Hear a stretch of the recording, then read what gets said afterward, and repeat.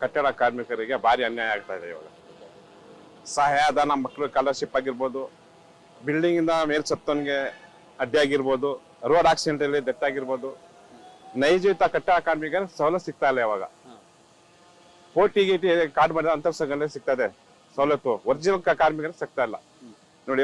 ಕಾರ್ಮಿಕ ಫೆಡರೇಷನ್ ಮಗಳು ಮಧ್ಯೆ ಸಹಾಯಧನಕ್ಕೆ ಎಲ್ಲ ಅರ್ಜಿ ಎಲ್ಲ ಹಾಕಿದ್ದೀವಿ, ರಿಜೆಕ್ಟ್ ಮಾಡಿದ್ದಾರೆ. ಬಂದು ಇನ್ಕ್ವೈರಿ ಮಾಡುವಾಗ ಡೀಟೇಲ್ ತಗೊಂಡೋಗಿದ್ದಾರೆ, ಉದ್ದೇಶನ ರಿಜೆಕ್ಟ್ ಮಾಡಿದ್ದಾರೆ.